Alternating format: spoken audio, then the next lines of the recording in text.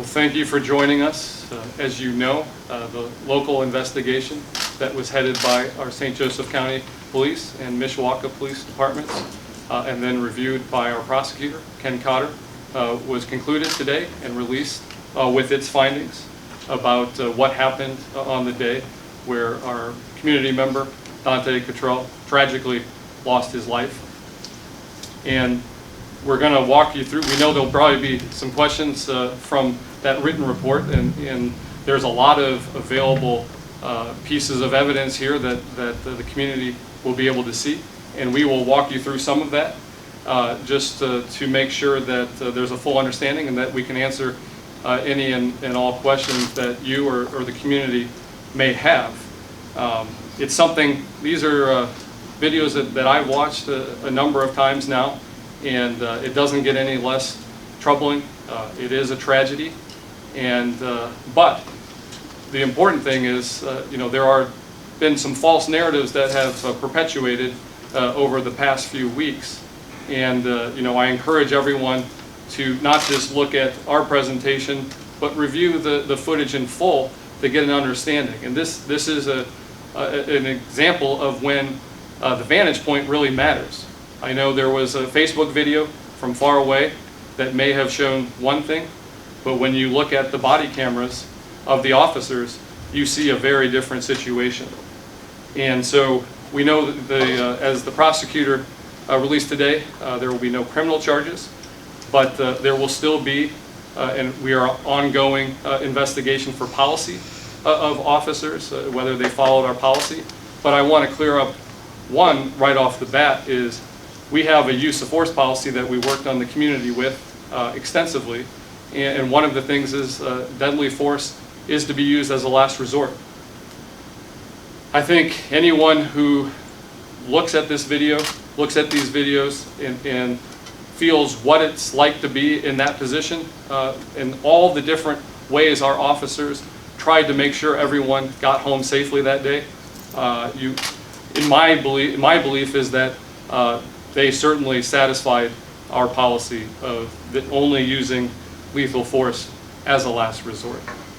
And so, again, this isn't a TV show, this isn't a movie. These are real lives in these videos, and it's one thing to observe it, sitting comfortably in this room or another room, but then imagine actually being in that situation, and you'll see some of the distress that was caused by being in that situation. So I will leave it to Chief and Ashley to go through the details, the timeline, and we're not going to show the whole video here, but the whole video will be made available to all of you and the community who wants to look at it. But we're going to go through some highlights. But again, I encourage, before some false narratives, you can cherry pick different pieces of this 40-minute or so encounter. But if you see the totality of what happened, how the situation escalated over time, leading to at the end, when lethal force unfortunately had to be used to preserve life. I just encourage you to look at that before, following any more false narratives that may develop. So with that, I'll turn it over to Chief and Ashley. Thank you. Good afternoon, everyone. Just a couple introductions here. Ashley Ochap, for those who do not know, she's our media liaison. Dan Skibbins is the direct assistant to me, and Chief Eric Crittenden is the patrol chief, and he also oversees all of our special units, which includes bomb squad, SWAT, rapid response, and the list goes on, and at least 2 of the special units that we had involved on July 29th. I'm going to echo or resonate what the mayor said, especially with the Cottrell family and ours and our community. None of us ever wished for something like this to happen, or ever wish for something like this to happen. Ashley and I are going to bounce back and forth. I think we have a method to this because we want to get all the information out that we possibly can. I just want to reiterate, or maybe iterate one thing, that this is 2 components of an investigation here. Number 1 is what the prosecutor, the county and Mishawaka and the prosecutor did, is a criminal investigation to decide if there's any criminal wrongdoings that occurred. And obviously you saw the press release, so criminal wrongdoings did not occur. We have been running a parallel investigation as much as we can without interfering with the criminal investigation on our end. That is still continuing, and it will. I don't have a timeline on when that may end, but some of the stuff we did not have access to, but some of the stuff we did. So we've been piecing together every step of the way, and that includes our policy, our use of force policy, and our critical incident or crisis response policy as well. Those are the two most notable. Those concern not just policy, but procedures and some of the tactics that we use as well. So I will tell you in advance, I will not discuss safety tactics that we use. I may allude to some things. You can draw your own conclusions. Those will be your conclusions, not mine. But I will tell you, to the best of my ability, why we did what we did, how we did what we did, and when we did what we did. So with that, I think, Ashley, are you kicking the first part? Okay. This is just a quick look at our agenda, as you've been able to see it the last couple minutes. We're going to have a couple different components to this presentation today. The idea is to go through this incident chronologically as through the officer's eyes, to unfold the situation as it was happening. You received a release from the St. Joseph County Prosecutor's Office today outlining a timeline. Our timeline closely resembles that. So some of that information will be repeated, but a lot of this information, including the video, is going to be new information. We're going to start with an incident overview. The incident overview is going to include the 911 call, which I'm told will be released by St. Joseph County sometime during or after this press conference. It's about 35 minutes long. We're going to talk about our officer response, how many officers were there, what were their roles. We're also going to pick out, again, like I mentioned, some notable times to set the scene for the timeline. We're going to start with the 911 call because that's how this all began. The 911 call was placed at 11:36 a.m. Friday, July 29, 2022. That 911 call was a request for police assistance in the 1200 block of North Sheridan, which is Coquillard Elementary School, regarding an armed male in a school field threatening suicide. That caller was a school administrator and indicated the school was preparing to serve students for its summer lunch program. And that caller did state people were in danger. So we're going to play approximately 3 minutes of this 911 call after the initial questions are asked. Chief, is there anything you want to add? I did. Just prior to her playing the 911 call, I want to be clear what our intent here is. Obviously to get everything out that we can possibly get out, which I stated earlier. But we operate as expected on facts, evidence, statements to make informed decisions.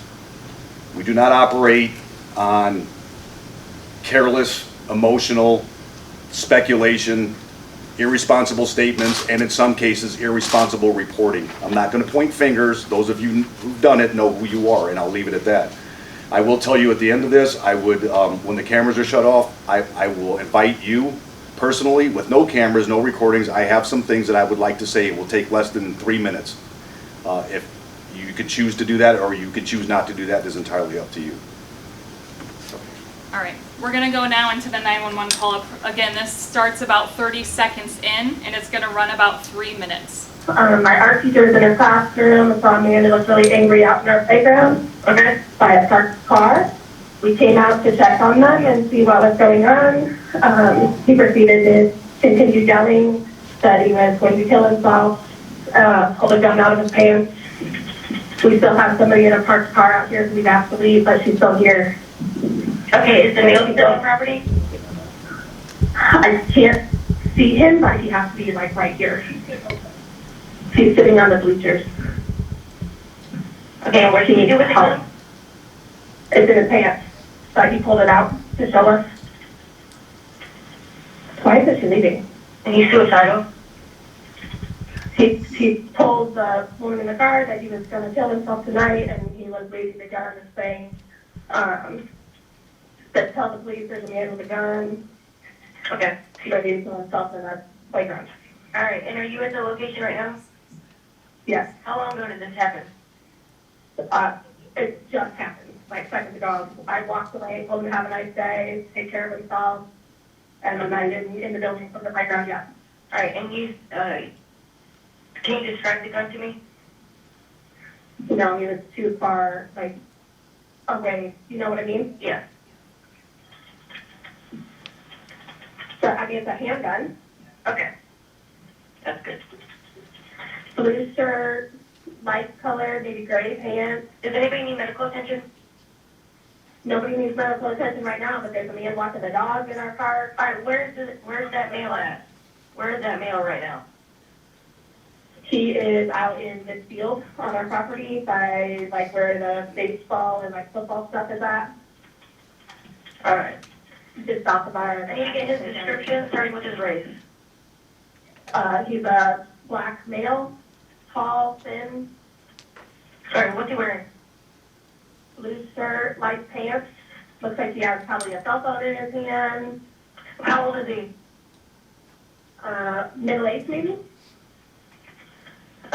30, 40, 50?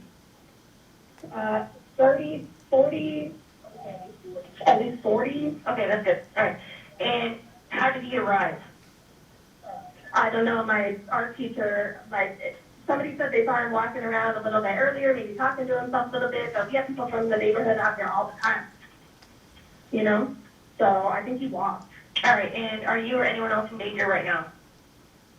There are people who are directly in front of him. He is waving his arms, yelling at people. There are people in danger here right now. Okay, and where exactly are they? In the field? Yeah. And we have kids who get lunch here soon.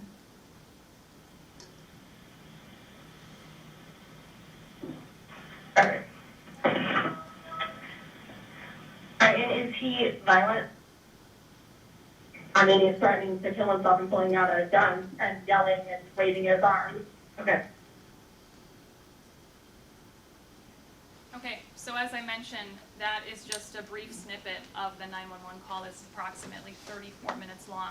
I'm also going to touch on some other things that were discussed in the 911 call.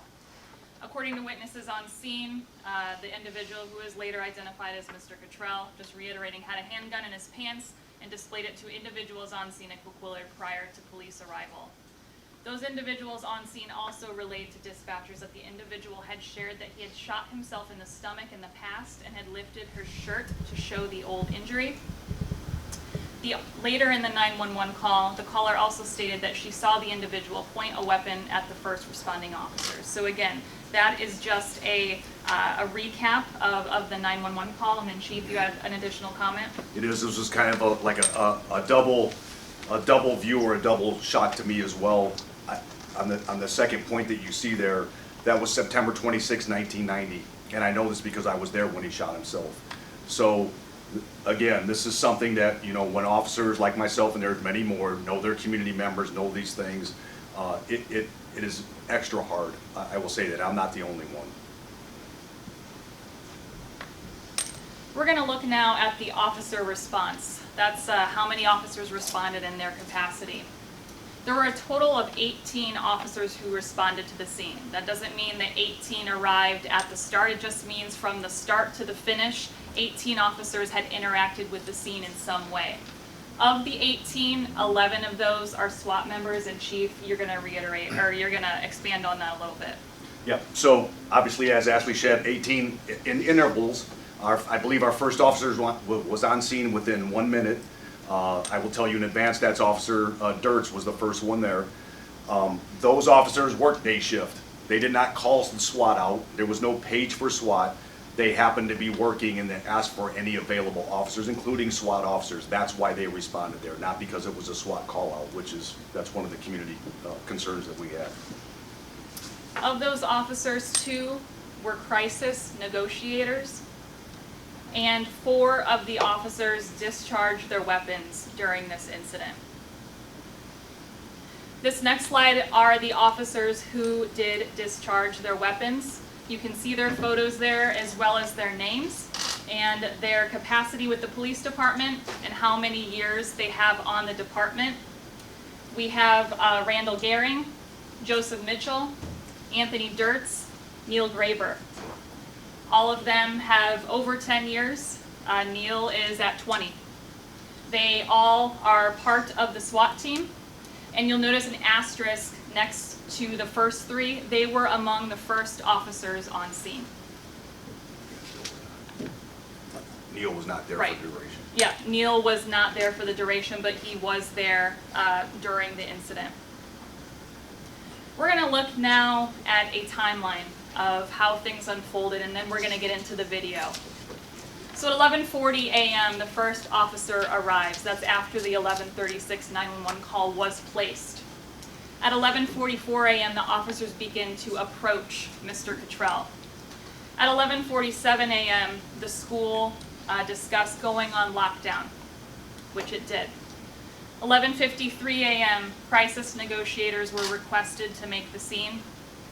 At 12:06 p.m., officers backed up from Mr. Cottrell, and Chief, you can expand on that and in terms of the backup and the frequency that happened. I do. Backup or retreat is common terminology.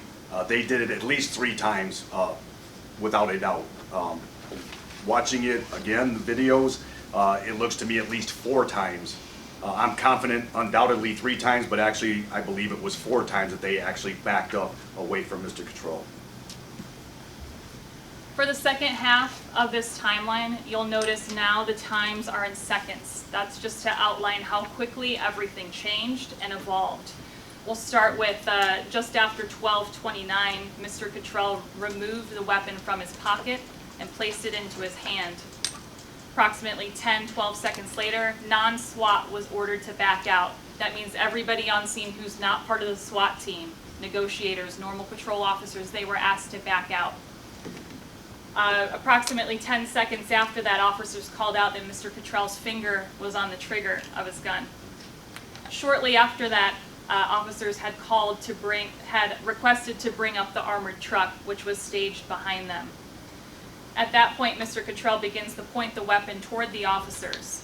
The SWAT truck still wasn't in the field with Mr. Cottrell. At that point, a second request was made to bring up the armored truck to the area.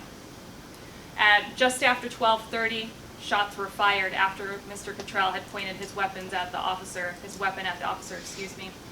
Just seconds after that, officers immediately asked the stage medics to pull up. Anything you want to add? No, I don't think. Okay. We're now going to get into the video review. There's a couple notes that we want to make about these videos. We're going to split them up in 3 different ways. We're going to show you the initial approach. That is what the officers saw. I'm going to hit the lights. We're going to turn off the lights really quick so you can readjust your cameras. We're going to get in the initial approach, some of the first contact that our officers made with Mr. Cottrell. We're going to pick out some key moments of the interaction. And we're also going to show you the moments leading up to the shots being fired. Couple notes. Again, this was a 45-minute encounter. These are just some portions of that encounter. Again, you're going to get this whole clip. There's actually going to be 3 separate clips that we're sourcing from in this press conference today. You're going to get those immediately after this press conference, and those in the community will have access to them as well. In this version of the video, we have removed profanity, knowing that members of the media would be here.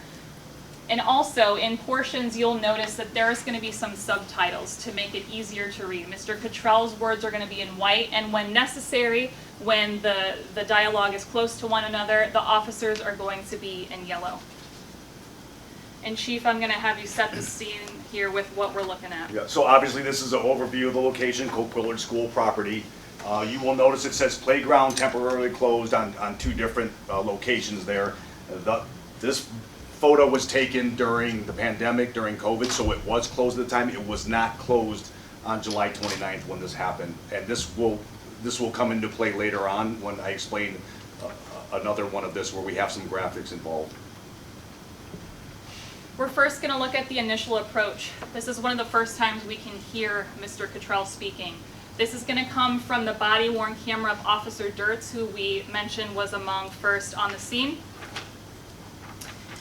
This video is going to be about a minute long.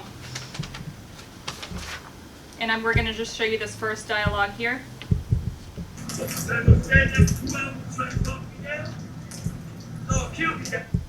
I'm ready to die. I told him I got plans. I'm ready. And now I'm going to shoot him, right? Now I'm going to shoot. Huh? You know what it is?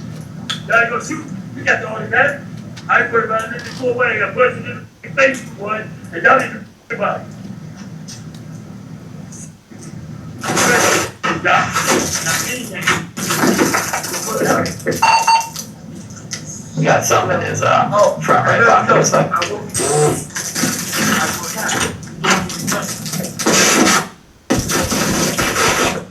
Hear me? Why you mother? You go shoot me dead? Do I need to prove it? Prove it! Do what? One thing to note before we go to the next video, you'll notice that some of those subtitles say unintelligible. Those are portions that we couldn't with 100% confidence identify what was being spoken either by Mr. Cottrell or the officers. So for these next couple videos, they're going to be arranged slightly differently. So on the left, it's going to be a split screen. You're going to see Officer Gehring's body camera, and on the right, you're going to see Officer Dirtz's. However, the audio you're going to hear is only from Officer Gehring's. The reason we put them side by side is because Officer Gehring's visuals aren't as defined as Officer Dirtz. You can see more with Officer Dirtz's camera. So in this clip here with this setup, this is going to start at about 11:56 a.m. This is going to be about a minute and a half. You heard in the 911 call that Mr. Cottrell had mentioned that he had shot himself previously, that he had prior interactions with police. So you'll hear him mention that there. In this clip, you'll also hear him reference his family members and the relationship he has with them. You'll also hear officers ask Mr. Cottrell whether they can call any of his family members to the scene. Last time it was Father's stand off. 1999, Allen Street. Oh, stand up. Your mama faked a heart attack when I was in coma. And she don't work. They go in like that. I mean, when I saw my brother and my mother, it's over the day. You got your power, you got your recording. Hey, well, y'all raise y'all weapons up too. Raise y'all weapons up too. That's what it's office, man. You can do it just when you go 99. Why don't you let us off with you? Raise your weapons up. Raise your weapons up, bro. Put your arm down. Raise your You want us to call your mom or your brother over here? Talk to them instead of us? For what? For what? To help You you. put me in a mother place again to keep money? Are you crazy? We don't think you're crazy.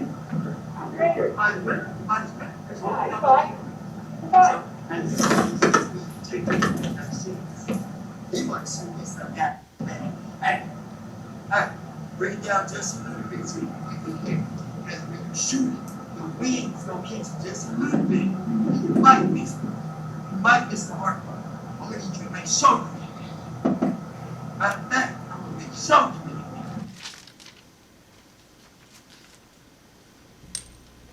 We have a couple things that we want to point out. As we mentioned, we're not showing the whole video, so we're going to pull out some points to keep in mind as we progress with these clips. Mr. Cottrell indicated that he would not shoot if his acquaintance remained in the field. In the 911 call, you'll hear the school administrator say that there is a man with a dog in the field that he's talking to. That's the acquaintance we're referring to. Because of this, officers requested that individual stay nearby. Mr. Cottrell also stated that it would, quote, be over at 12:42 p.m. and repeatedly asked officers for the time. To discourage him from this, officers stopped giving him the time and encouraged others to do the same. Mr. Cottrell asked the officers on scene multiple times if any of his family members had called police about his thoughts of suicide.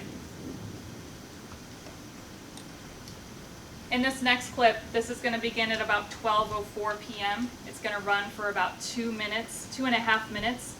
There's a couple things we want to point out here. It's going to start with Mr. Cottrell saying he doesn't want a leg shot. He's referring to asking officers to not shoot him in the leg. He also makes reference to the handle, referencing to the handle of the weapon in his pocket.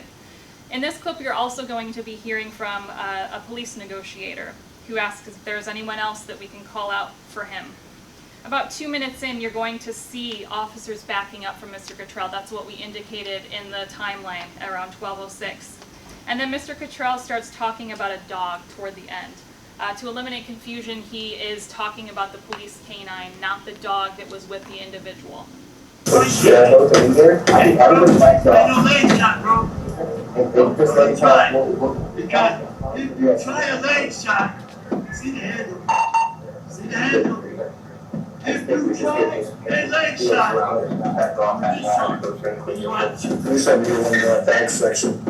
And whoever's in those vehicles, they need to just block that road. Can we get that back road blocked off so cars aren't going back behind us?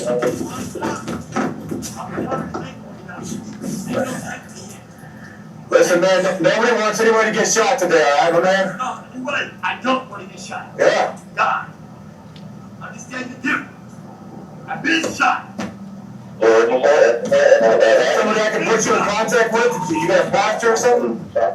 No. No. Okay. No. That's just another innocent bystander out here. I just want to see you get some help, man. I just want to see you get some help. Ain't no help. There is help. There is help. That's why we're all here, man. That's why it's help, man. We can help you, all right? I don't care. But we care. That's why we're out here. Let me know what he's going to do.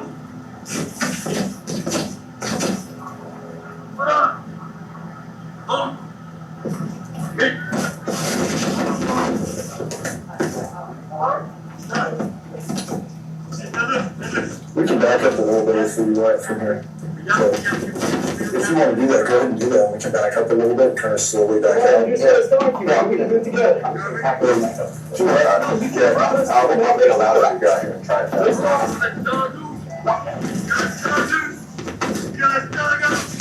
They gonna shoot me. They gonna shoot me. They gonna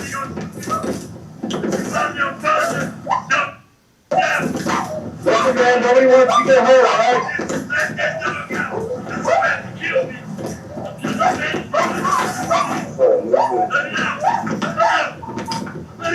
Can we get the road directly to the south of the park blocked off so we don't hire some people to go back?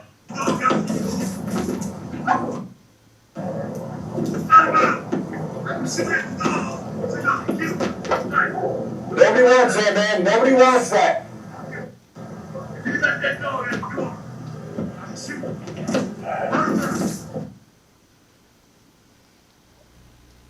All right. We have one more shorter clip for you, then we're going to play a longer clip after that. This next clip is about fast forwarding about 7 minutes at 12:13. You're going to hear about 2 minutes of interaction. Here you're going to hear the voice of a female officer. That is our second crisis negotiator interacting with Mr. Cottrell. Mr. Cottrell makes reference to a beanbag gun, which he had talked to an officer on scene that he believed he was holding, which is a less lethal weapon. He then engages that negotiator toward the end of this clip in asking her what she thought was in his hand. But did I ask a simple question? You're not going to really shoot me and kill me, are you? You're going to give me that big bag, give me. When you fire it, it's going to hurt like a rubber. I got good reaction. Believe me, you're going to kill me down. So basically, you're not going to try to kill me, are you? You're going to try to shoot me in and take me in, right? That's what you're going to do. Dante, we don't want anyone getting No, hurt. I asked the question. I answered, we don't want anyone to be hurt. Right. Not you, not us. Hey, I'm not going to try to hurt that else. I know what I'm doing. I don't want to see you get hurt either. Man, I know what I'm doing. I said I'm dying today. And I know 2 things for a fact. That's gonna hurt like. You hear what I'm saying? I hear you. You hear what I'm saying? That's gonna hurt like hell. Remember what I did? I'm going to make him shoot. You think I'm going to fire? Fire! Fire! Ain't no mother going in, bro. It's over. We don't want that to happen. Bro, I've been here those big times. She's gonna scream like a mother. Gonna knock my leg in front of me. I'm gonna fall to the left. So you gotta look. Okay. Man, I don't wanna go along. Affirmative, we're next to announce it.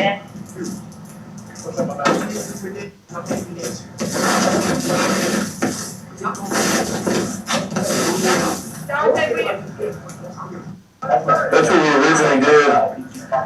Dante, we don't want I you don't to. need to. Dante, we don't want anyone getting hurt.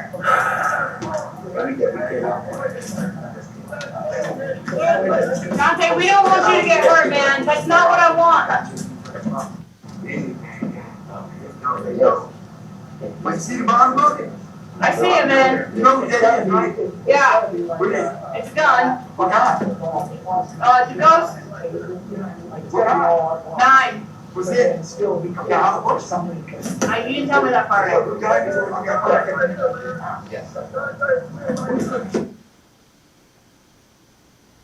Okay.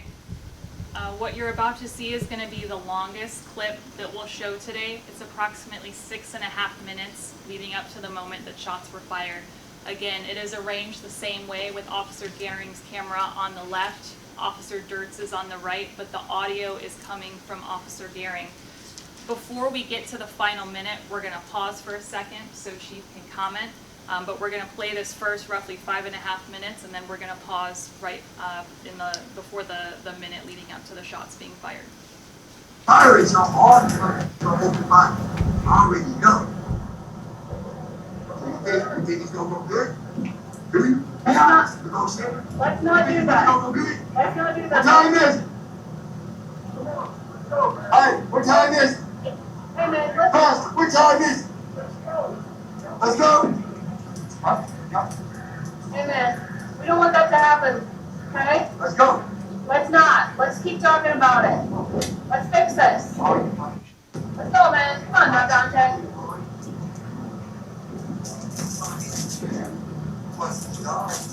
Dante.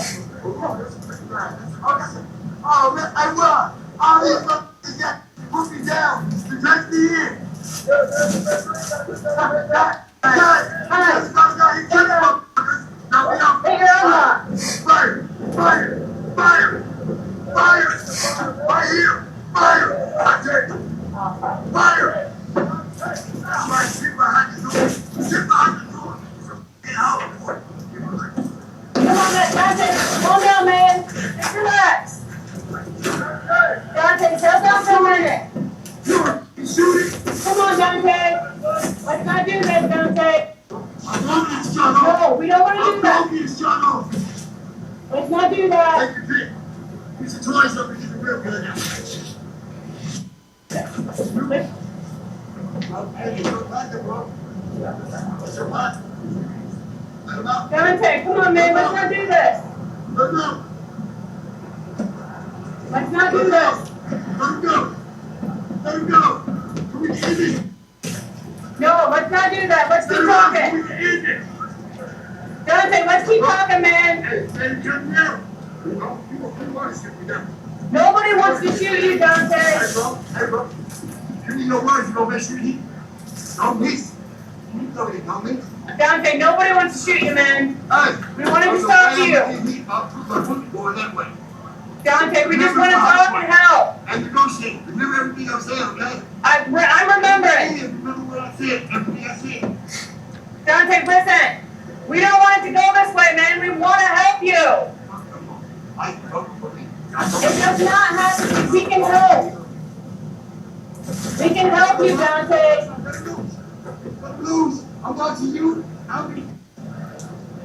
Dante. Go. Dante. Let him Hey, go. man. Hey, bro. You got a family too, right? Right, You got a wife? right, You got kids? right. So if I point my gun at you, with your life, that's Let's not do that, man. Dante, let's not do that. Let's not do that. dangerous. If I point my weapon at you, right? Let's not Dante. do that. You have to do your job, right? Let's not do that. I'll point my weapon at you. Let's not do that. Your job, right? Dante, let's not do that, man. Hey, listen, it's getting hot. You want some water? I don't want to get shoot. No. Let's not do that. No, it don't hurt like him, but I'm still gonna get shot. I'm still gonna get shot. Now listen, I am so gone from hatred in my heart. If you wanna leave me, I'm going to get shot. Let's get that. Come on, man. Let's talk about that. We can get it out. Come on, let's talk it Give me out. my right towards him. With my weapon out, y'all fire it. Let's talk it out. Let's not do that, Dante. Come on, man. Let's talk it. We're back up. Bro, I'm gonna get shot off. It's like Dante, let's not do that, man. I told you, if this well stand on 1242 is done. Come on, man. Let's not do that. I already get it. Thank you for the Come on, man. Let's, don't want to kill. Dante. Please, don't want to kill. No, we don't, man. No, we don't. Let's not kill. No, let's not do that, Dante. I ain't gonna see the real one. I'm still gonna be one. Let's not do that, man. You're gonna see it, right? I'm still gonna be one. Wait, I'm fine. You fire, don't think I can get shot on. Come on, man. Dante, let's not go that route, man. Dante, let's not do that. No harm to be done. You fire, I'm fired over there. Not this time. Dante. Dante, let's not do that, man. Come on. Let's keep talking. Fire, bro. No Fire. We don't want to do that, man. Come on. Dante, we don't want to do that.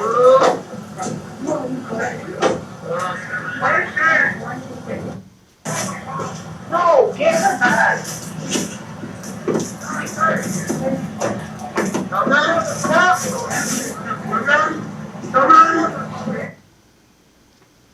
Okay, so that was the first roughly 5.5 minutes. We're going to show you now the minute leading up to shots fired. What I want to mention, and then Chief will chime in, that you'll see some yellow subtitles now coming in from police as the voices are intensifying and they're talking around the same time to clarify who is saying what. Yeah, so I just want to give a little bit of perspective here. My heart right now is racing. If yours isn't, then you're not human. So imagine being those officers at that specific point in time. A couple reference points is when he says, I'm firing over there, that is where people were standing. So understand, and I'll explain it further, but you can hear the progression, the escalation, and the extreme desire to stop him from doing whatever he's intending to do, not just with our negotiators, but with our SWAT officers as well. You've heard those, and it'll differentiate to the best of our ability. You have a lot better equipment than we do, but we were 100% confident the words that we have, again, in white are Dante's and yellow are officers. So when we play this clip, it's going to replay the 4 times Mr. Cottrell says, are you all ready? So we're just going to repeat that for this point right here just to get recalibrated with where we are. Come on, man. Let's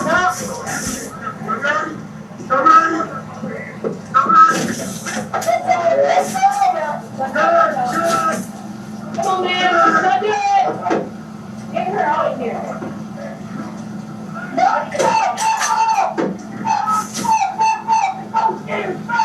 Back up behind your car, Caleb.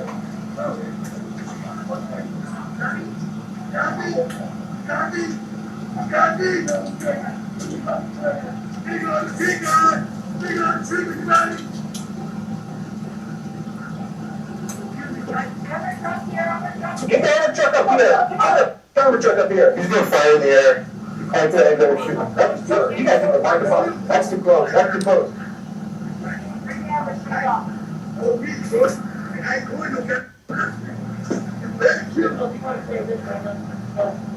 Alright. Let's get back to it. Move, Neil. Move. Fire. Go, Travis. Go, Travis. Wait, fire! Wait. Fire! Move. Hold on. Get a minute, come here. Good. All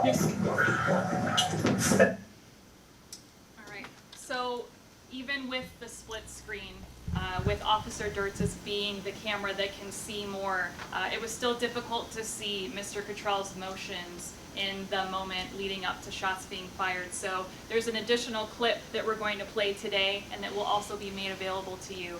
This is going to be an in-car camera from Officer Mitchell. Now, know that with it being inside the car, the sounds are going to be muffled. The only real dialogue you'll be able to hear is some of the officers shouting. So we are subtitling that in yellow. But this is going to be that moment leading up to it just from a wider view so you're able to get a more complete perspective.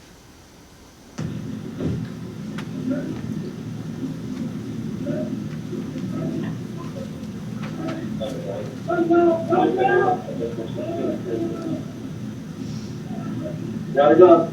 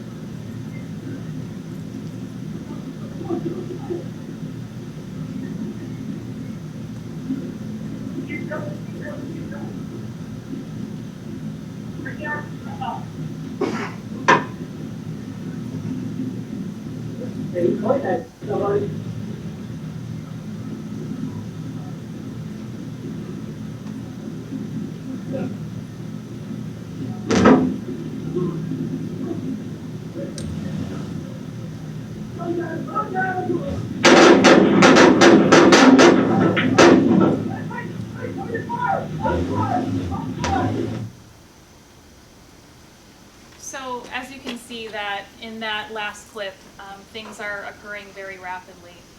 So for this next portion, we're going to show some still frames from that shot or from that video that you just saw. It's ranging from the moment that Mr. Cottrell pulls the weapon out of his pocket up into the second before shots are fired. And then Chief, feel free to jump in for any of these if you'd like to comment further. This first clip you see, as we mentioned, is when the gun was taken out. You can see the somewhat reflection of it in his hand. We're going to jump now to the point where officers were calling out that Mr. Cottrell's finger was on the trigger. At 12:29:46, this was the second request to bring up the armored truck. And we're going to cycle through a couple more of these just in the seconds leading up to shots fired, just to show Mr. Cottrell's movements.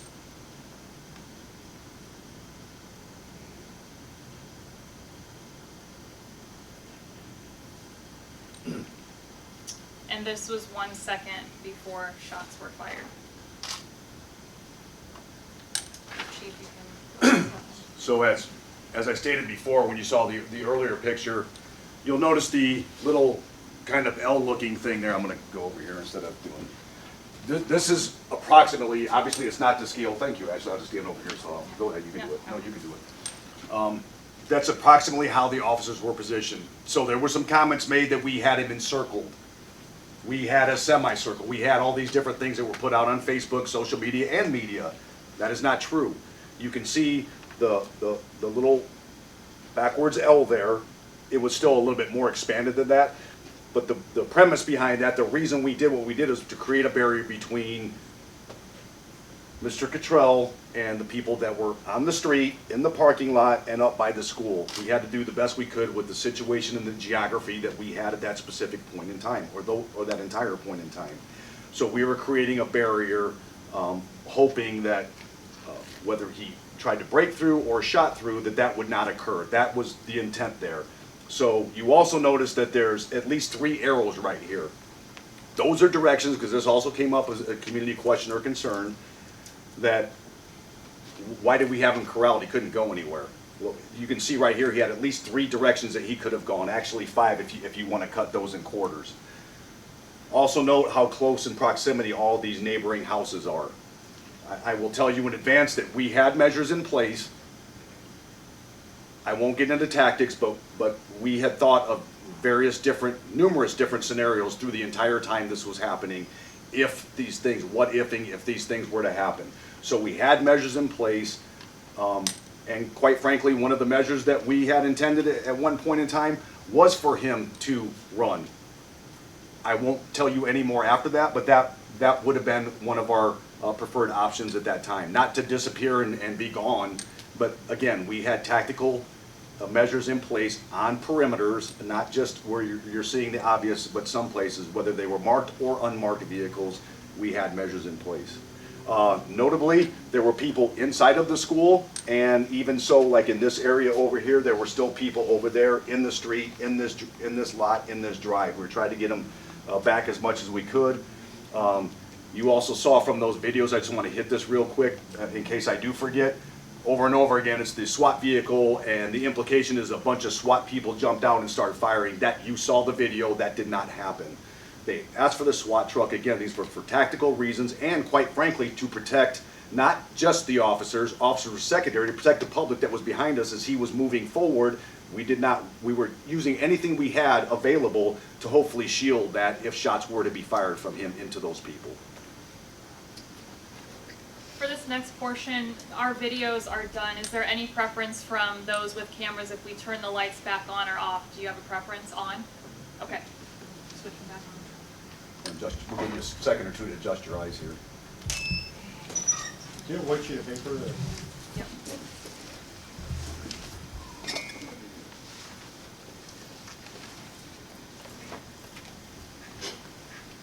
Oh, one moment. Thank you. So this next part is going to be an analysis. We're going to start with the ballistics breakdown, talking about the actions taken by our officers. And Chief, I'm going to let you lead this one off. So you obviously heard the audio. Even the prosecutor put out as well in the findings that there were multiple rounds fired. We don't know exactly 100% how many were fired, but by my count, and feel free, again, you have the technology to go ahead and do that yourself. I am confident that it was 11 rounds that were fired. That was in a matter of 2 seconds. I will tell you that I do know this, as the prosecutor has also put out, that Mr. Cottrell was struck 3 times. Lower torso, hip area, upper torso, and then he classified as a significant graze wound to the head. I don't know what that means specifically. I just know that there was a graze wound to the head and it was in the upper left part of the scalp. And that's all I know. I haven't seen the investigative reports. I have not seen the autopsy reports. I haven't seen anything like that.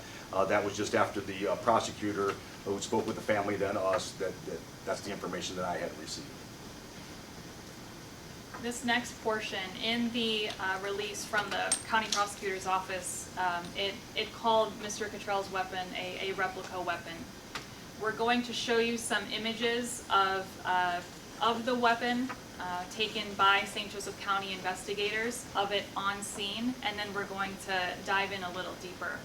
There's going to be 3 pictures here, so I'll spend a couple seconds on each one. Again, this was on scene, taken by investigators shortly after the incident.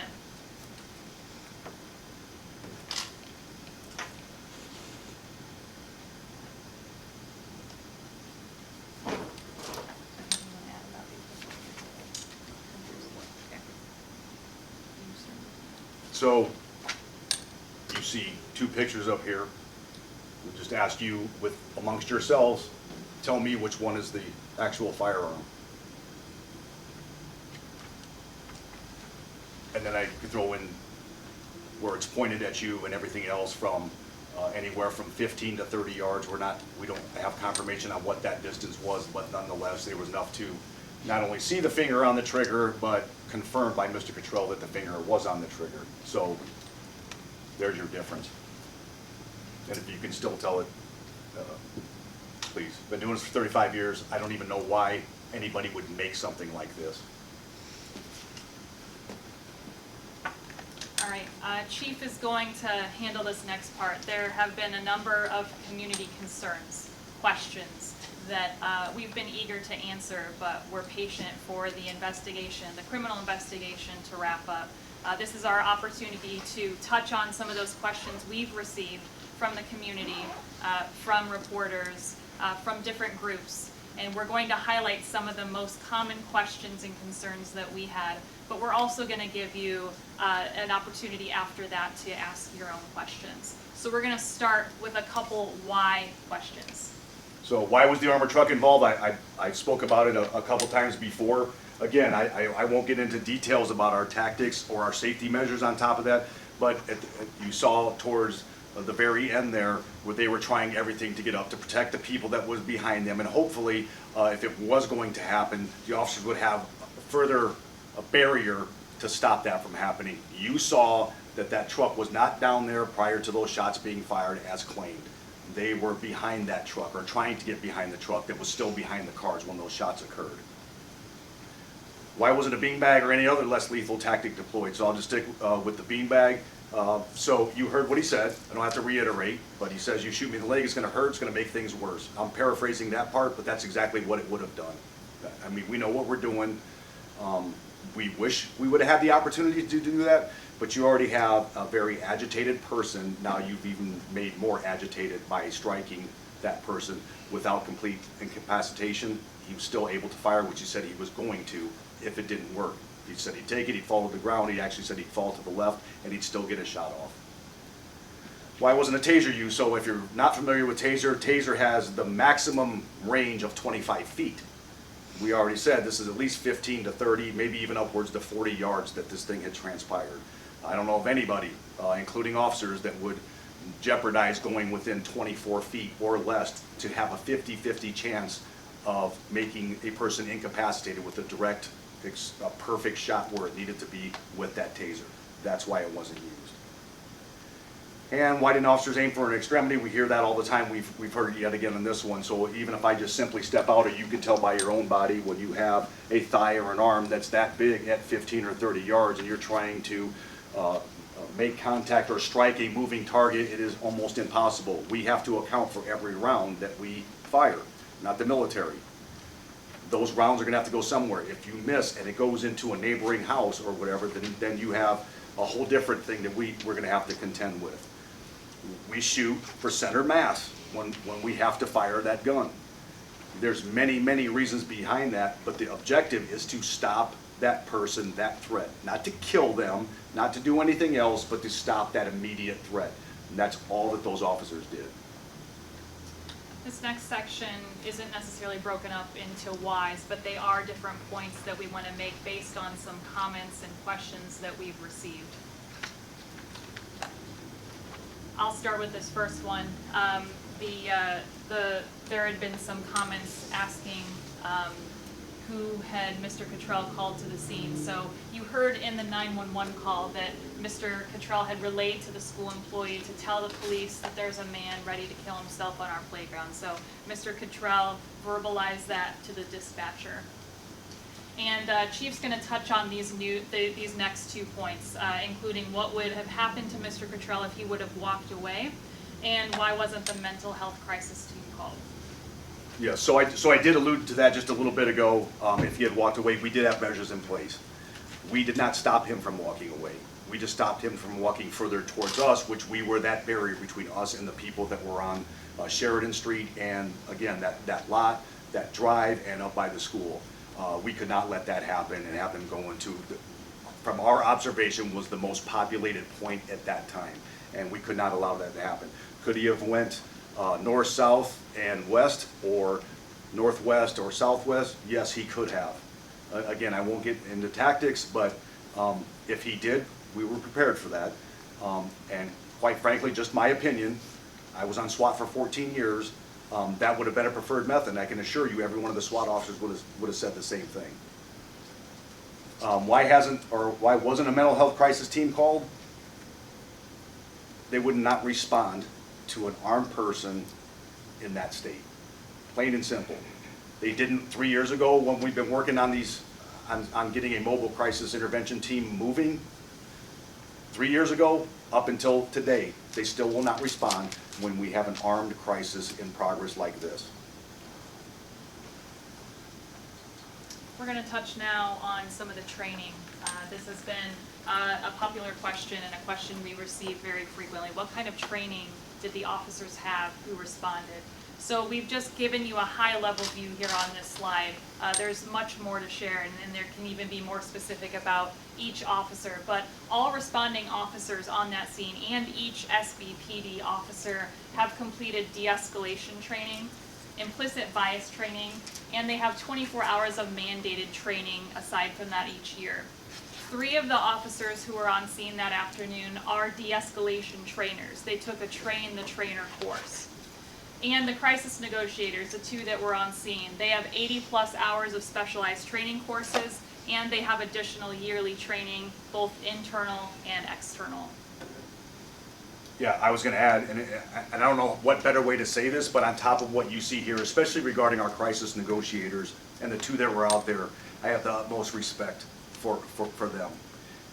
I hate to say this, but they have not only the knowledge, but the unfortunate experience to go with everything that you see there, that we've had to deal with these so many times. They and our officers have done a phenomenal job, and I promise you here shortly I will be addressing specifically what I just said. We're getting to the conclusion of our prepared slides. This is something that we felt was important to share with you. We consulted our crime analysts and had them pull numbers from 2020, 2021, and 2022 of the total mental calls and suicidal calls. So on the top half, you'll see the full yearly amount. Obviously for 2022, those are not yet available. And the bottom half is a year-to-date as of August 21st, so that was starting at the beginning of this week. And then Chief, if you want to point out some trends. So I want you to just look at that for maybe another minute and soak that in. When you see, like Ashley said, when you see that our calls for service have gone down, we have almost doubled a mental crisis episode and suicide in progress calls. This does not count armed disturbances, unwanted persons, thefts, almost every call we go on. So doing the math, it's about 2% of the calls are a mental type crisis call. But when you throw in reality, about 80% of our calls involve some form of mental crisis. It could be somebody that got mad at their kids, husband, wife, significant other at that specific moment, 10 minutes ago, an hour ago. It could be somebody who was in crisis for the past 10 days or 10 months or 10 years. We don't know that. We don't typically get that information prior to our arrival. And the reason I'm saying this is because the last 2 days, within the last 48 hours, we've had 2 suicide in progress calls, both armed, one with a handgun, the other with a shotgun. You didn't do any stories on that. There were no Facebook posts, there were no anything on that because they were resolved. Just like you look at these numbers up here where you see 461 or 512 or any of those numbers, nobody responded to any of those. You guys didn't do any stories on those. And I ask why. 2 questions I ask why. Why not? And why are we charged with the duties as police officers to intervene in these calls?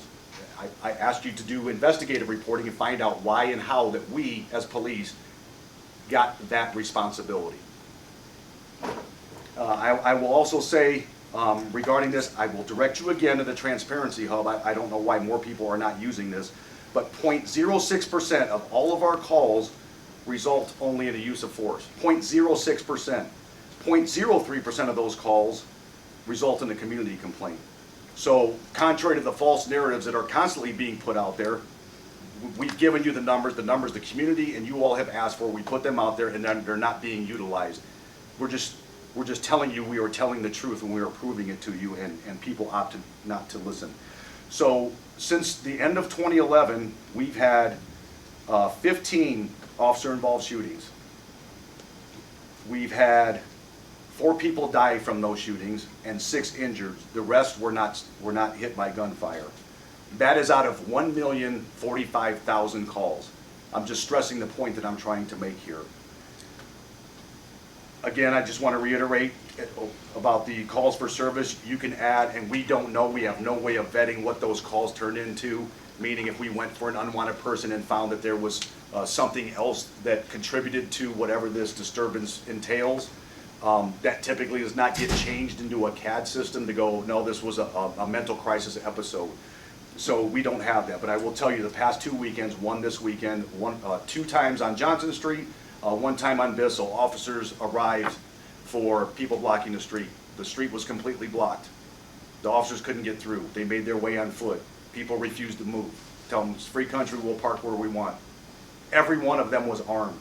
Some with rifles standing this close as we are right now with a rifle. Intoxicated, stoned, whatever, blocking the street, refusing to move. These are things that are happening while everybody else, including me, is sleeping at 2, 3 o'clock in the morning, all the time.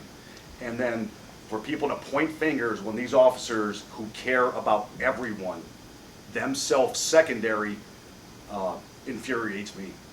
And obviously I get emotional about this because these cops put their lives on the line and their hearts and souls into everything that they do. And to receive the treatment that they receive is wrong. I'll leave it there. The next portion is questions, unless Mayor, you have one thing to wrap up. Chief raised a couple points, and I'll try to fill in so you don't have to do your own investigation about why police are the ones that respond. So, the question is, why not the mobile crisis team, and why are police the ones to respond? And I mean, this is a very simple point. Not only will they not, it's just something we're not going to put. It would be irresponsible for us to be putting unarmed folks into harm's way without any way of defending themselves. And I mean, who would sign up for that job first of all. And second, it would be irresponsible for us to be putting those lives in jeopardy. And so that's why. And then why are the police? I mean, because they're the only ones that can respond to an armed situation, a dangerous armed situation. If you think of our fire department, they're not even going to go put out a fire or bring a person to a hospital until that site is secured by the police. So it's only those who, this is who we have to respond to these types of dangerous situations. And that, for you know, going into the future, unless there's some creative model, I don't know what it would be, that is going to have to be the case. Of course, we're working on mobile crisis teams, getting them in place for these situations once they are secured, or if there isn't it's not to this level of danger, that there isn't needing to be an officer responding and making sure it's a safe situation first. But unfortunately, this is where we are, and so by the time you get to this situation, it's too late. We've got to deal with mental health before we get to situations such as these, or the 512 we've already had year to date. So there's an importance. Of course, like I said, we're working on mobile crisis teams. We're working on a center as well to take folks that are suffering from mental health breaks. But at the same time, we need to get ahead of it, because by the time we get here, it's too late. And you know, when you guys look at the whole video, when I was watching it, I tried to nitpick where would the officers do this or that, and this was an impossible situation that our officers found themselves in. You're going to see every time there was a tactic that was trying to bring Dante home safely, he knew how to counter it. He knew what to say, and he knew what to do. And he unfortunately was determined to end his life that day. And unfortunately, it was by our officers. And it's a tragedy. It's traumatic. Even just not being there, just watching the video, it's traumatic. But this, you know, you would think out of a traumatic tragedy, the community would come together. Instead, what were the loudest voices that came first? They tried to divide us. The officers did their damnedest to bring everyone home safely that day. And instead, we have divisive rhetoric pushing political agendas. We can debate policy, we can debate all these things. That's great. But let's come together as a community when a tragedy happens. With that, we'll open it up to questions. Chief, I know you kind of compared the two, the gun that was, or whatever was recovered from the scene, compared to what an actual gun looks like, at least compared to that one. I guess I just want to confirm what he had was an air pistol, which shoots pellets? I believe it was classified, or is classified, as an airsoft or an air pistol. Again, I don't know, so it could be anything that shoots BBs, pellets, or plastic airsoft munitions, usually CO2 charged, carbon dioxide charged. I haven't seen it firsthand. I saw the pictures just like you all did, and it was. I don't know how you tell the difference. I really don't. There was no orange tip. There was nothing. Not that would have made a difference, because we know that we've had people that have a real gun that painted the tip orange on it. So. And we've seen across the country, you know, a lot of police departments trying to move as fast and as quickly as they can when it comes down to these investigations. I guess I know a lot of people are asking, you know, how come we couldn't get these videos sooner? And obviously, there's a lot of work that went into it, but because there is so much time in between the event and also, you know, the release of these videos, it leaves room for a lot of people to ask questions, to put stuff on Facebook, to respond on social media, for community members or those otherwise, you know, to respond or to make their own ideas of what happened. I guess how can we get that sooner so that doesn't happen? Again, I mean, and I'm frustrated as well. I know everybody is. I know the mayor is. I know so many people are, especially the officers as well. And by the way, they are doing okay. We still have other measures in place that we're taking to make sure that they're physically and psychologically good to go with what they've had to contend with. But I can't give you like a specific answer on that. I just know that I would like to get them out, but you still, again, in the very beginning, you have a criminal investigation that needs to occur. and through our agreement that we have with St. Joe County and Mishawaka, where it's reciprocating that should these things happen, they would do the investigation. We did not interfere, we did not intervene with their investigation. We let their investigators do, and their evidence techs do their thing. Just like when we went over for Mishawaka, when they had an officer-involved shooting, they let us do ours. Once all that information, including autopsy reports and measurements and pictures and all that stuff, that's given to the prosecutor then reviews. My guess is he probably has 2 or 3 people that reviewed that with him, getting a different set of eyes, different perspective. I know I would if I was, but I'm not speaking for him. You can ask him that, but I'm pretty confident that's probably what he does. So again, taking this long, we wish it wouldn't, but again, we're working on some things that I know other agencies, not in this state, that will put things out almost immediately. On the flip side, officers as well. Innocent until proven guilty. The law applies to us just like everyone else. So I know the natural assumption is that, we're doing these things and whatever. That's why Ashley said in the beginning, as did the mayor, everything that you saw here plus will be available as soon as you walk out of this building. Actually, probably before you even make it out of the building, it will be available. So again, I would ask you to go ahead and look through. If you see some things, do follow-up questions. But please keep in mind that these officers that were involved in all of this, human beings, have families and feelings. And I ask that you please respect that. But I'm sorry, yeah, go ahead. Is there any other plans in place? And I mean, obviously there's going to be reaction from the community, presumably from family members and friends. Is there any plans in place, as far as safety is concerned? Safety, like within the community. I mean, I know we obviously seen everything out in front of us, but in case there is a reaction from the community, good or bad. I do know that the prosecutor's office has talked to the family. I do not know what their sentiments are, but I hear what you're saying, but I'm having a hard time comprehending why you saw here. The prosecutor said you saw what we have. Again, I'm not concluded with the internal, but everything that I've seen up to this point, the officers did absolutely nothing wrong. So people to be mad and worry about officer safety and things like that, we worry about that all the time anyway. But to say or even allude to that it would be increased at this point in time, people will be mad about that, and be mad about the truth, facts, and evidence and statements. I don't know how that could possibly be. That's how I would assume everybody's raised, but that's what you expect of police officers, and that's just what we did here. Yes, sir. Do you see this situation affecting any future training or response tactics? I can't say at this time, but I do know that there are a couple things that we have looked at, that not with the actual operation itself, maybe some things afterwards, but I will tell you that the most importantly, the 2 policies were obviously the use of force and the critical incident or crisis response policy. Those were the 2 things.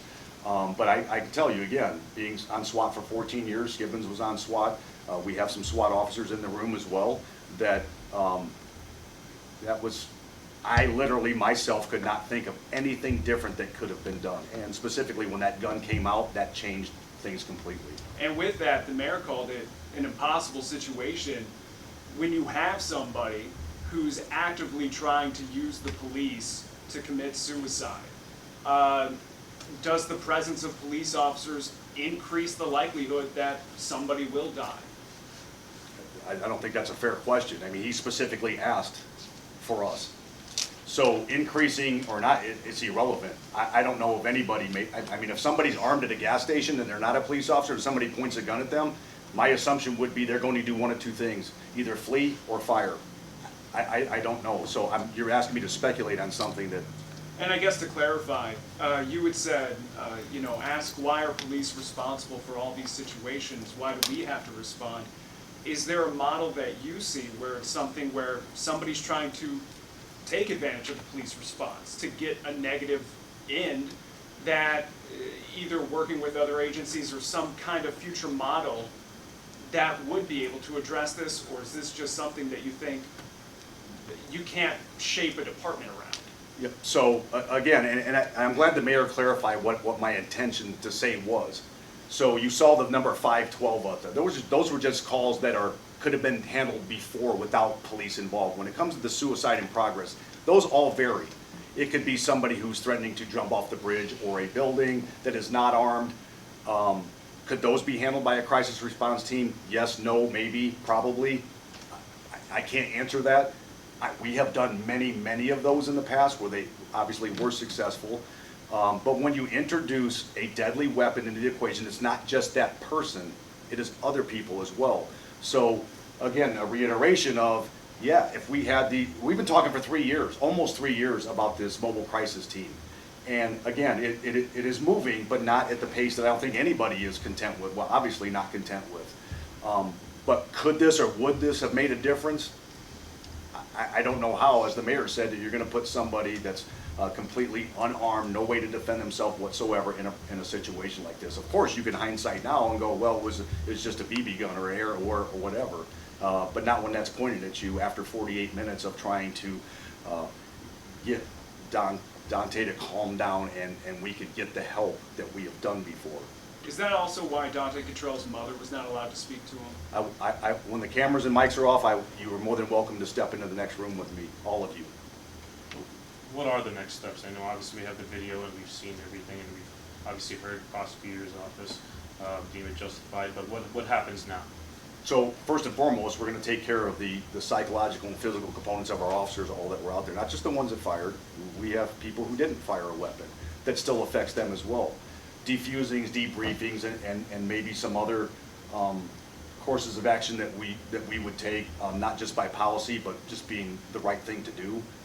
Those will occur. Again, we'll still continue a couple things that we have not received back from the investigation itself that coincides with our internal investigation relating specifically to those two policies that I said before. And we'll do that if we think that we find something, and it's not just me, it's not just the division chiefs or captains, everybody on SWAT, everybody with crisis hostage negotiations, even our de-escalation trainers, which you saw, 3 of them were on scene. They will all take a look, review. If they haven't done it probably 100 or 1,000 times in their mind already, we will all separate and then together discuss any things that they think that we could or should do differently should the exact same set of circumstances arise. And there's no way that anybody can plan for exactly that same thing to happen again. But if it does, we don't know what the turnout may be. Speaking specifically on the SWAT, we saw in the video there were 2 requests for the SWAT truck to come in. I think Ashley mentioned something about they made that request after they saw Dante's hand on the trigger, but I wanted to clarify, was that request made because they saw that hand, the finger on the trigger, or it just happened after? That's what I wanted. Yeah, I'm not going to put words in the officer what they were thinking in that specific time. I think it was 3 times actually that they called. I thought I heard one of the negotiators that she called even like one time in the midst, like maybe right before the shots were fired again. But as I said before, one of the, again, this is from 14 years of SWAT, knowing that the likelihood of them pulling that up as an additional barrier to create some form of further protection against the people who were standing there and then where we were, and maybe even use that as something that we were able to. I mean, there's other things that were going through their mind, I can 100% assure you that. And when I specifically talked to them about that, I've got a pretty good indication of what they're going to say, but I'm not going to release our tactics or measures that we would take in these circumstances. We don't want people knowing. Okay. In terms of the officers, you mentioned their mental health. Are they at this point on paid administrative leave still? Yes, still, yes. Is that all of the officers who were called to that event who responded, or only the 4 who discharged their firearms? Just the ones who discharged their firearms. Others have had some peer-to-peer and maybe some other steps that they either took on themselves or we requested them to take, but I won't go into their, those 4 officers are still off on leave. I think Tim might have asked it, but the investigation you're doing now is to determine whether policies that you have in place were followed. Not related to that, but not quite the same. Does this incident, are those policies, are you looking to change those policies in any way, shape, or form as a result of this incident? That's expected me to have a crystal ball into the future to know if there's something else, but based on this, I haven't seen anything. That doesn't mean we're not. I know we have a CAG meeting, I think it's September 6th, that some further input with the mobile crisis intervention, how we crisis respond. I will tell you that there were several other entities, not just police, not just the mayor's office, not just a couple council members or board of safety, but Faith in Indiana and a couple others were intimately involved in our crisis response and our use of force policy. Is any policy the end-all cure-all? No, absolutely not. Not South Bend, not any police department in this entire country. But to go back to your first part, yes, internal affairs is still looking at policy and some procedures. Tactics or whatever is a whole different entity that's involved. Internal affairs would not understand until it's explained to them what tactics and other safety measures were involved within that policy. Could you briefly explain to us then what the difference between tactics and policy are? Tactics are safety measures. Things that we do, things that we deploy in order to stop the situation that's occurring at that moment in time. And again, I'm not going to put out what those tactics are or what they had intended to use as maybe further tactics, but you obviously saw that they weren't deployed, so they were not deployed for a specific reason because he knew exactly many of the things that we had intended to do. And then during the presentation, you mentioned briefly that Dante references a prior standoff with police where he was apparently shot, and you mentioned briefly that you were there for that. I was just, are you able to expand about that a little bit? Because that's something I feel like I have not heard and wanted. Well, does that affect the situation at all? No, not at all. That was in 1990, September 26, 1990. I was 2 years on the police department when I responded to that call. So, obviously I didn't know before that. I just knew afterwards because we're obviously trying to look in internal affairs-wise. Anything that we could have, we try to leave, just like the investigators and prosecutors, when it comes to something criminal, same thing on our end in the IA, no stone unturned. That just happened. I honestly didn't remember it until they showed me the report that I hand wrote back in 1990. And that I vividly remember after reading the report, did not remember anything at all until I read that report. Chief. Yes, sir. It was mentioned in the video that the mother and brother knew that he mentioned that he told him that he wasn't coming home, that he didn't want to come home. Did we ever verify whether or not they knew that? And if so, did they call 911, try to get him assistance before he left? Again, once the cameras are off and the mics are off, we'll go into another room and I'll be more than happy to discuss a couple things with you all.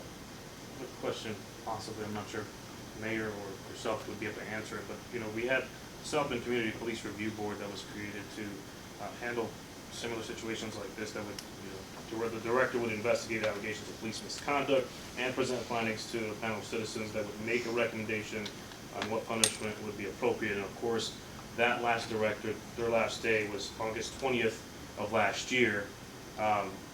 In March, there was reports that 30-some candidates were applied for the position, and we never heard since then of someone being hired. Why hasn't someone been hired, and why has it taken this long? Those are great questions, and if you recall the format of the review board, originally it was placed in the clerk's office. We had a director. There were challenges with that, to put it mildly. The only way to change directors was then by state law to put it either under the mayor or the clerk.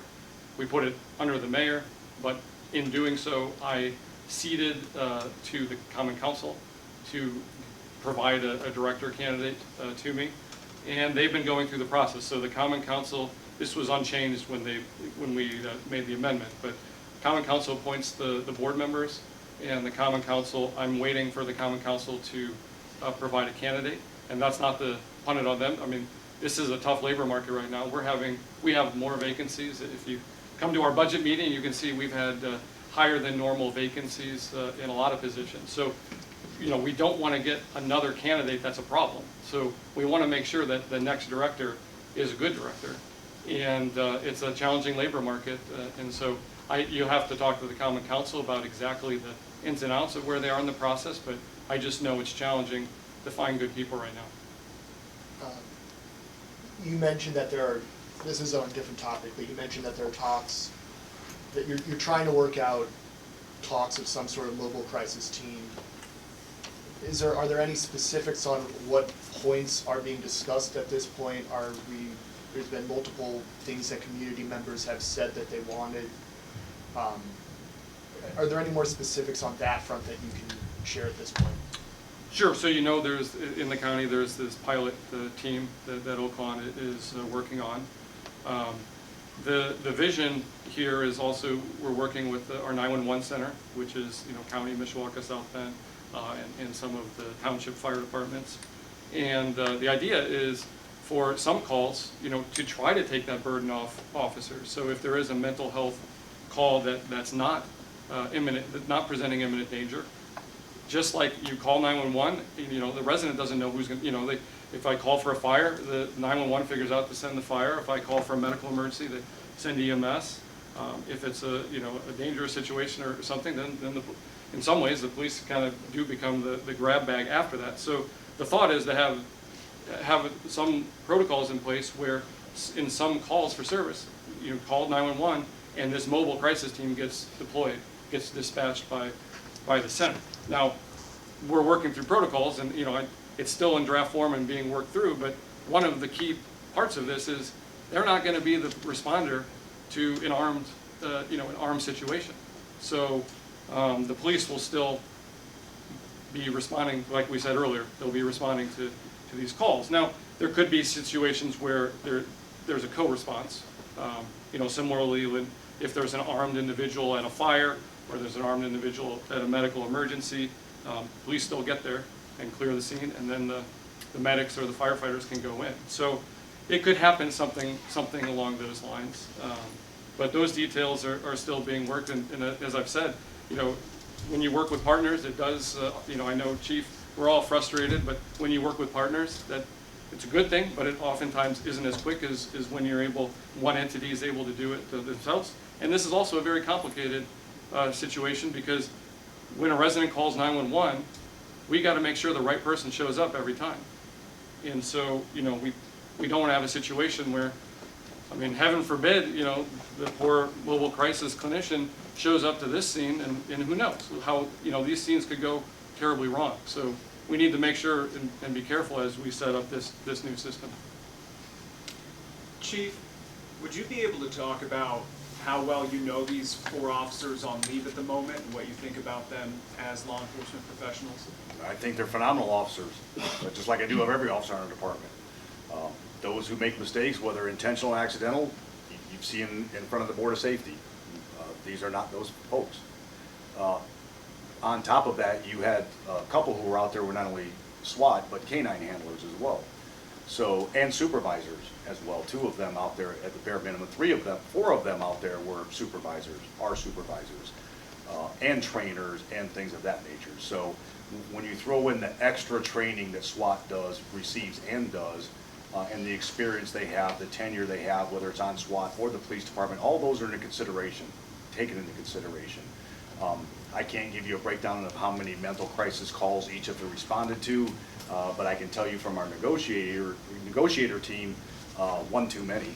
I know that's cliche. I've said that many times before about many things regarding police work, but again, it's one too many. Same thing with any SWAT call-up or anything else that we do. But all of them are seasoned veterans in our police department, know how to talk to and deal with people. And just as on average, all of them, we receive at least weekly, maybe bi-weekly, accolades for each of those officers. So